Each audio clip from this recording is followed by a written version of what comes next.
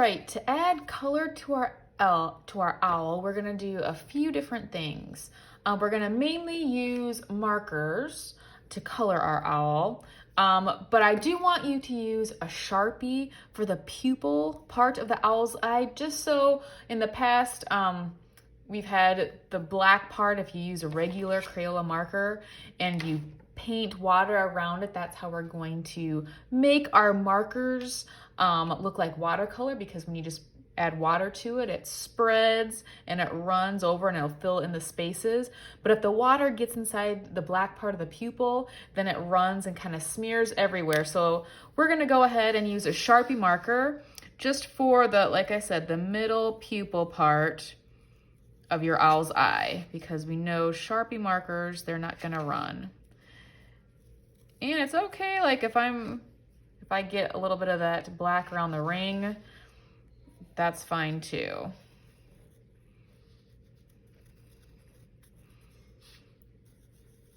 It's kind of hard not to when you're trying to color in that little tiny circle there. It kind of gets on the edges. All right, so there's my eyes. That's the only thing you're gonna really use the Sharpie for, unless you do, if you do want to use it for some of those texture lines that you made for the feathers, that would be fine too. So we'll try this out. You do not have to use it for this. We only have black, so maybe you don't want your owl to have these black details. But we'll just see what happens. You could do it on these feathers too, on the belly, or just the wings, or both, or neither. It's up to you. All right, you can use whatever colors you want, but for things like the beak and the feet, you're probably gonna want a yellow or an orange. So you just kind of color Model Magic just like you would anything else. It's pretty cool like that you can color right on this type of clay. I'm gonna color the feet too.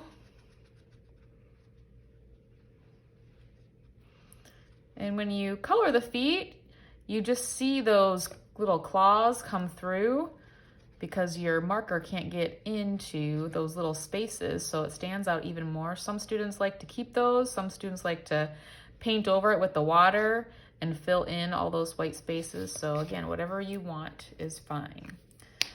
I think I'm gonna use some blue for the body. Now, when you paint over it with water, it's going to smear the color like I just mentioned. So your coloring doesn't really need to be perfect. You want the color to go though where you want it to be when you paint over it. So I don't wanna just scribble on this and get blue on my wings if I don't want blue there, if I just want it on the tummy. But what I'm saying is you don't have to get into all the spaces perfectly, because the water will kind of spread it around and do that. All right, we'll get some brown wings here.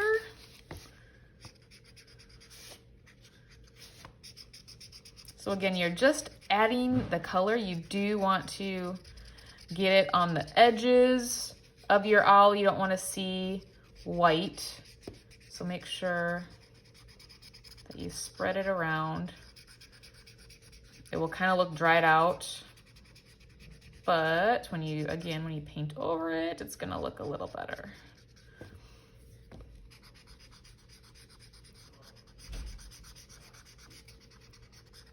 And it will kind of feel like you're drying out your marker when you color it. Get those edges. Those edges are gonna show when we glue it on to our cardboard background. So you wanna make sure you get them.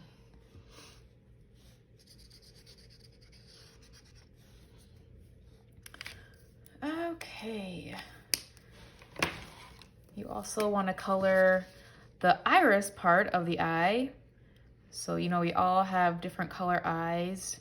Everyone has a black pupil, the small black dot in your eye. But then we have our iris, which is around the outside of our pupil, and that is different colors. So you can make your owl's eyes or irises whatever you want.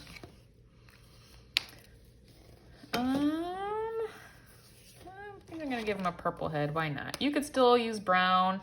Actually, so you can kind of mix colors too. Let me try that. Let me try to mix, maybe I'll mix a little bit of yellow and brown and see if I can make kind of a lighter brown. Let's see how that turns out.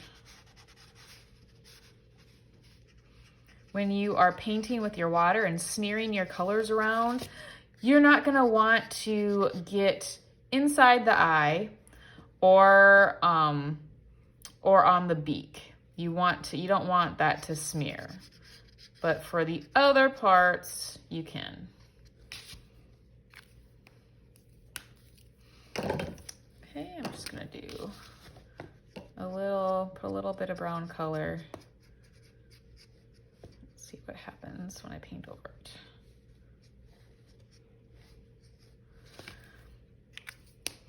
And your owl doesn't have to be realistic. If you want to make a pink owl, go for it. Okay, here we go. I'm gonna first paint my body here. And so you can see, woo, if you get too much water, it's gonna crawl up like it is on mine into the wings there. So you gotta make sure you don't have your brush dripping. See there, I'm getting the sides because it spreads pretty quickly. I kind of forgot about that. So there, I'm getting the sides so I don't see any white below. And it fills in all those little spaces that you couldn't reach with your marker. And I'm just gonna leave my feet like that. I'm not gonna try to paint over them. And even though you're just painting with water, the marker is making your brush, is getting color on your brush. So you do need to rinse out your brush in between areas. I'm gonna go ahead I'm gonna get my brush or tap it or wipe it on my cup so it's not too drippy. All right, I'm gonna be really careful here so it doesn't go in my eyes. But you see how it just mixes a little bit, it kind of makes it a little bit of a light brown, kind of a light tan color. And it's also lighter because I didn't color much brown in that space. There was just a little bit of brown, so it's not mixing a lot when I'm painting over it with water. I do want to get all those white areas though, right here too. That's gonna show when I glue it onto my background. So this just looks like I have some texture on my owl's head. All right, I didn't touch the beak. I didn't touch the eyes. I painted around those. Now let's go for the oh, I should have rinsed my brush a little bit more. I think that's okay though. I was dripping into my blue feathers there. But you see how that just evens your color out. Getting the edges really good. If you don't, that white shows it's pretty apparent if you leave it white when you're gluing it into that dark background that we painted.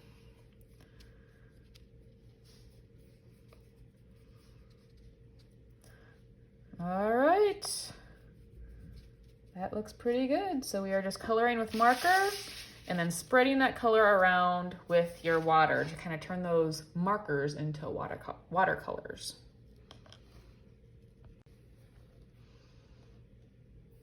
All right, we are also going to make our moons today. So you're gonna get a little piece of yellow Model Magic. It's already colored. Make sure your hands are clean. There's a little bit of brown on mine, but that's fine. So with your chunk, you're gonna start it just the way we did for our owls. You're gonna crunch it into your hands like you are wadding up something to throw it away. And this kind of gets the Model Magic warm and more pliable, so you can shape it better. If it's warm and it's softer, then it's gonna work better for you. So we're just gonna get it warm and then roll it in your hands. Again, this is how we started our owl, making a nice smooth ball. Doesn't have to be perfect, but smooth. And once you have pretty good ball shape. You're just going to press it in your palm again, like we started our owl. And I'm just gonna keep flipping it so one side isn't more flattened or curved than the other. All right, now it looks like an oval right now. So I wanna kind of stretch it out for it to look more like a moon. And I might even flatten it just by pressing my fingers together a little bit. It's really easy to work with, you know, from your owl. It kind of stays in wherever you flatten it or wherever you stretch it, it stays there. So you can pull it any way you want. And that's a pretty easy way to make your circle look more like a circle. If it's kind of lopsided, well, you just pull it a little bit where it looks lopsided and make it look a little more even. So you can have a nice big full moon for your owl in the background. If you want a smaller moon, you can just use maybe half of what you have or take a little bit of it away. But a full moon like this is an option, and you just put it on your paper plate so it can dry along with your owl. Or you can also cut it to make a just like a sliver or a crescent moon. So you'd form it the same way, so I could either stop here and have a full moon, or you can take your scissors and you're just cutting right into it, and it's like you're cutting a C shape. This one is a super skinny one.